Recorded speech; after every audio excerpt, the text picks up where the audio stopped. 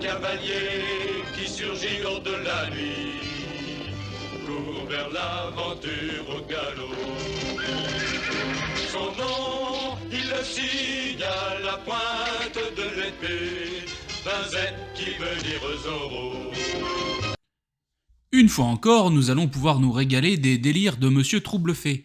Aujourd'hui, il va involontairement nous démontrer que l'Union Européenne c'est super. Monsieur, c'est à vous. Une flottille composée de 50 à 70 bateaux de pêche français bloque l'entrée du port de Jersey pour protester contre les contraintes post-Brexit excessives imposées aux pêcheurs par les autorités de l'île. Bon, le problème pour l'instant ce sont les autorités anglaises, on est d'accord je pense. Ensuite, il ne s'agit pas de mesures excessives. En fait, le Royaume-Uni a signé un traité qui permet aux pêcheurs français d'aller pêcher dans les eaux anglaises. Le petit souci, c'est que le Royaume-Uni est en train de maintenant d'essayer de trouver une petite entourloupe pour ne pas tenir sa parole. Et ça, les pêcheurs n'aiment pas, ce qui peut s'entendre. Alors j'avais commencé à écrire tout un texte au sujet de la pêche post-Brexit, et je me suis rendu compte que c'est affreusement long et chiant, comme une baguette de supermarché. Et surtout, ça dépasse vos capacités intellectuelles. Ça aussi, il faut le dire. Alors, il y a des intérêts derrière, c'est important, mais c'est chiant, donc on va juste se concentrer sur le cas de Jersey, parce qu'il est révélateur qu'une fois de plus, l'Union Européenne n'est pas du tout une œuvre de paix, de prospérité et de coopération entre les États, permettant de mieux défendre nos intérêts. Alors là, c'est super drôle parce qu'en fait, il va nous prouver l'exact inverse de ce qu'il est en train de nous raconter là. Depuis le 1er janvier 2021, le Royaume-Uni est officiellement sorti de l'Union Européenne et il n'applique plus les règles de la politique commune de la pêche, ni le traité de pêche de Granville, signé en 2000 entre la France et le Royaume-Uni. Les règles encadrant la pêche des bateaux européens dans les eaux britanniques sont maintenant régies par l'accord négocié entre le Royaume-Uni et la Commission. Cet accord prévoyait de garantir l'accès des navires européens aux eaux britanniques, moyennant une licence, en échange de quoi, ces derniers s'engageaient d'ici 2026 à réduire progressivement les captures effectuées de 25%. Mais la décision devait être précisée, elle n'indiquait ni les volumes, ni la répartition entre les flottes européennes et britanniques. Ce qui a son importance quand on sait que 60% du tonnage issu des eaux territoriales du Royaume-Uni sont en fait capturés par des bateaux originaires de pays de l'Union Européenne. Et plus précisément des bateaux français. Mais ça, il veut pas le dire trop fort, parce que ça l'arrange pas de dire la vérité. De toute façon, la plupart de ces bateaux sont en fait français. Voilà, monsieur, merci de confirmer ce que je dis. L'accord est donc en la défaveur totale des pêcheurs britanniques, qui sont soumis à des quotas et à des contraintes dans leurs eaux territoriales, tandis que les pêcheurs venus de l'Union Européenne en sont exemptés. Du coup, c'est un sacré avantage d'être dans l'Union Européenne. Monsieur est en train de nous expliquer que grâce à l'Union Européenne, les pêcheurs français ont plus de droits dans les eaux anglaises que les pêcheurs anglais. Bon bah, j'ai envie de dire, continuons comme ça nous arrange, hein. D'autant plus que les pêcheurs de Jersey doivent maintenant remplir un tas de paperasse pour débarquer leurs poissons à Granville, alors que les bateaux de l'Union Européenne qui pêchent dans la même zone en sont exemptés. Deuxième avantage de l'Union Européenne, moins de paperasse. C'est monsieur qui le dit, c'est pas moi, hein. Si vous êtes dans l'Union Européenne, vous pouvez exporter facilement. Au sein du marché unique, il n'y a pas de barrière, donc si par exemple les pêcheurs français veulent envoyer leurs poissons en Allemagne, il n'y a aucun problème. Si vous n'êtes pas dans le marché unique, comme les Anglais, vous passez la douane avant d'exporter. Voilà. Le Royaume-Uni étant libre de prendre des décisions sur la pêche qui sont différentes de celles de l'UE, l'importation du poisson est soumise à des vérifications sanitaires et à un petit tarif douanier. Bon, c'est à peu près ça, un tout petit détail. Le petit tarif douanier est de 30% comme vous pouvez le voir sur ce document que je vous affiche. 30% c'est pas rien, hein. C'est 30% de la valeur du produit quand même.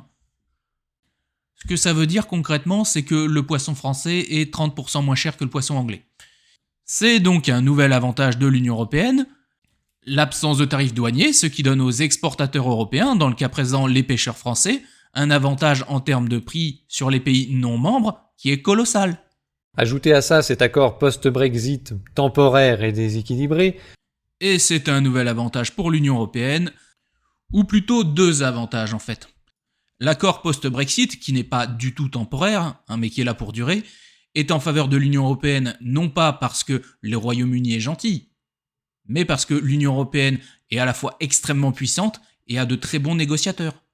Bon, jusque-là, monsieur nous a donné uniquement des raisons d'aimer l'Union Européenne. Et c'est quoi le résultat de tout ça d'ailleurs ?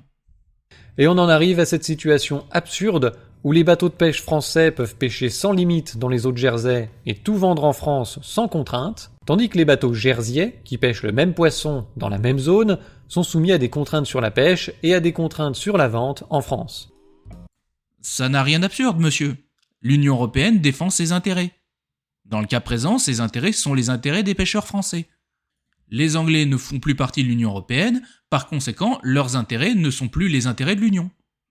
C'est très simple, hein, je vous assure qu'il n'y a rien d'absurde là-dedans. C'est juste que l'Union Européenne est une administration très efficace, c'est tout. Et très puissante aussi.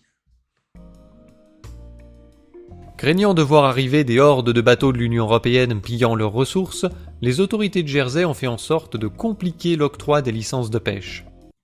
En français, le Royaume-Uni a violé l'accord post-Brexit qui a été signé le 30 décembre 2020, soit il y a même pas un an.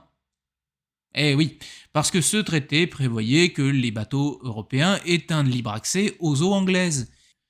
Et maintenant, le Royaume-Uni cherche des entourloupes pour éviter d'appliquer ce traité. En vertu des nouvelles règles de pêche post-Brexit, les navires de l'Union Européenne souhaitant pêcher à moins de 22 km des côtes britanniques doivent obtenir une licence. Pour ce faire, les navires doivent prouver qu'ils ont déjà pêché dans ces eaux, ce qui selon de nombreuses personnes est un processus onéreux. Par ailleurs, les navires doivent être équipés de dispositifs de surveillance et remplir un certain nombre de nouvelles exigences, introduites sans préavis ni concertation par les autorités britanniques. Bon bah monsieur est en train d'enfoncer le clou, hein. Le Royaume-Uni n'a pas respecté la parole qu'il a donnée. Voilà, c'est ça le problème, hein. Ici, l'Union Européenne est totalement innocente de quoi que ce soit, hein. Et on va voir par la suite que, en fait, l'Union Européenne a réglé le problème. Mais ça, c'est monsieur qui va nous le dire. Et de fait, début mai, seuls 41 navires français avaient obtenu leur licence, sur 344 demandes. Et elles étaient parfois assorties de restrictions prohibitives. Et c'est à cause de cette politique restrictive sur les licences que les pêcheurs français ont manifesté devant le port de Jersey. Tout d'abord, notez le changement de vocabulaire. Quand il s'agissait d'avoir un avantage, c'était les navires européens. Maintenant qu'il y a un problème, il dit les navires français. Alors que ce sont les mêmes navires, hein. C'est de la manipulation pure et simple. Soyons clairs, en altérant le vocabulaire, ce monsieur est en train de vous mentir.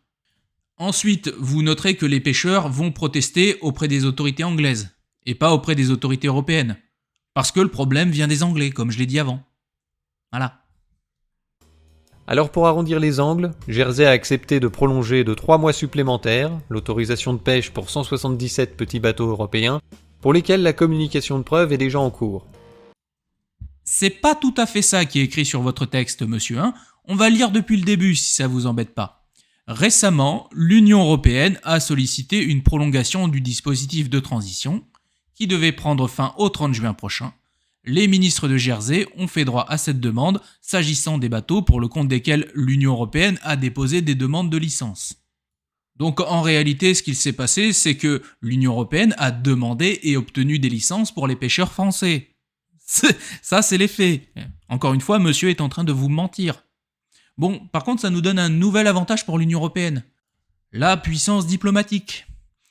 Non seulement l'Union Européenne a été capable de négocier un accord favorable, aux Français dans le cas présent, mais en plus de ça, elle est capable de le faire respecter. Ce qui est quand même pas mal. Le Royaume-Uni a essayé de violer l'accord, l'Union Européenne l'a obligé à le respecter. C'est ça qui s'est passé encore une fois. On est passé par une énorme bureaucratie, alors que dans la pratique on se connaît tous, on s'appelle par nos prénoms. C'est vraiment triste qu'on en soit arrivé là. Et oui, l'Union Européenne avait permis à ces gens de se connaître, de tisser des liens, amicaux, professionnels et autres. Mais le Brexit est passé par là, et tout est par terre maintenant. Alors bien sûr, on peut se dire qu'il n'y aurait pas tous ces problèmes si le Royaume-Uni était resté dans l'Union Européenne. Oui, tout à fait, monsieur, oui. D'ailleurs, c'est ce que je viens de dire. Mais ça, c'est une réaction de gamin. Alors non, déjà, c'est pas une réaction, c'est un constat factuel. Et ensuite, pourquoi est-ce que c'est une réaction de gamin au juste ?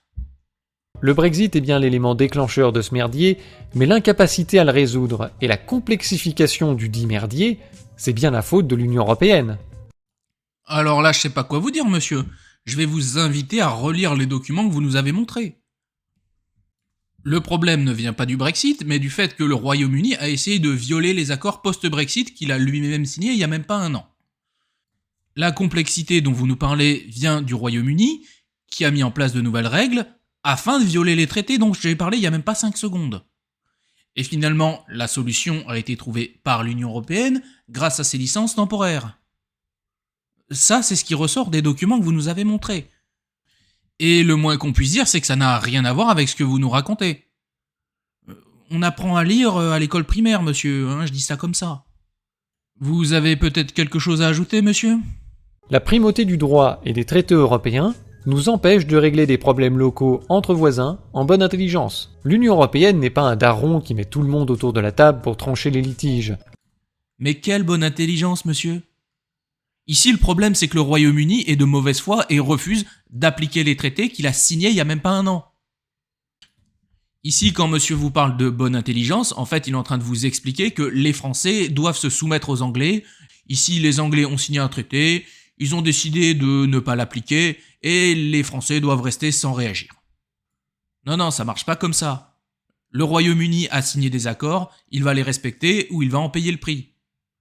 Et je dis il va les respecter, mais en fait, le Royaume-Uni s'est déjà écrasé devant la France et l'Union européenne et a donné les licences qui étaient demandées. Bon, ça c'est le premier morceau du discours de monsieur, mais le deuxième est encore plus bizarre. L'Union européenne n'est pas un daron qui met tout le monde autour de la table pour trancher les litiges.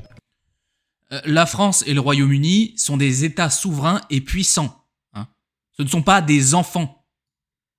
Ensuite, évidemment, les conflits commerciaux internationaux ne sont pas des chamailleries d'enfants. Hein.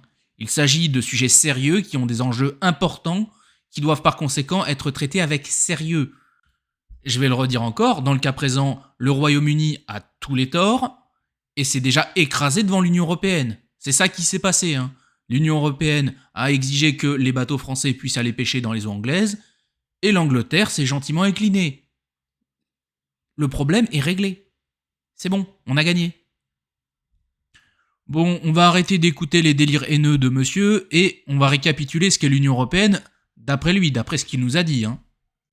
Ce que monsieur nous a dit, c'est que l'Union européenne est une institution qui permet de favoriser très lourdement ses membres, vis-à-vis des pays extérieurs à l'Union européenne.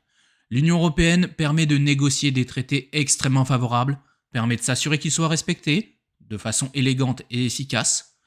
L'UE réduit la bureaucratie et avantage nos entreprises par rapport aux entreprises extérieures à l'Union européenne grâce à un tarif douanier.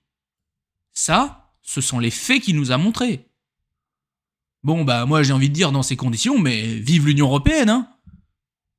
Et je pense que vous avez aussi envie de le dire, donc n'hésitez pas à le dire. Vive l'Union européenne. Bon, il va être temps de conclure cette vidéo. Alors, chers spectateurs, ici vous avez eu une bonne démonstration de ce qu'est un europhobe. C'est un menteur. Monsieur Troublefait ne peut pas arriver aux conclusions auxquelles il arrive en utilisant les documents qu'il nous a montrés. Je l'ai déjà dit dans la plupart de mes autres vidéos, mais si vous écoutez des gens comme lui, vous aurez des ennuis. Et quand vous aurez des ennuis, ce ne sera pas leur problème. Monsieur Troublefait veut sortir de l'Union européenne. Il nous parle ici du Brexit. Les conséquences du Brexit pour le Royaume-Uni sont simplement catastrophiques. Il y a des pénuries partout. Les supermarchés sont vides. Les stations essence sont vides. Les gens font la queue pendant des heures pour pouvoir remplir leurs réservoirs. C'est pas une blague. La plupart des grosses entreprises internationales ont décidé de délocaliser de l'Angleterre vers l'Union européenne. Les petits commerces, eux, sont tous en train de fermer. Donc économiquement, c'est pas une grande réussite.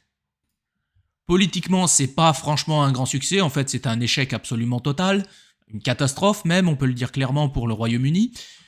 L'Irlande du Nord est basiquement au bord de la guerre civile et risque fort d'être rattachée à la République d'Irlande. Ce qui veut dire que le Royaume-Uni va se faire amputer d'un bout de son territoire. En tout cas, si les choses continuent comme ça. L'Écosse a demandé un nouveau référendum pour obtenir son indépendance. Et ça, ce sont juste quelques-uns des exemples des méfaits du Brexit. Oui, parce que la liste en fait est quasiment infinie, c'est incroyable. Et Monsieur Troublefait voudrait faire la même chose chez nous. Donc réfléchissez bien avant d'écouter des gens comme lui, hein. Bon, sur ce, je vous remercie de m'avoir écouté et je vous souhaite une bonne journée. Zorro, Zorro, renard rusé qui fait sa loi. Zorro, Zorro, vainqueur, tu les as chaque fois.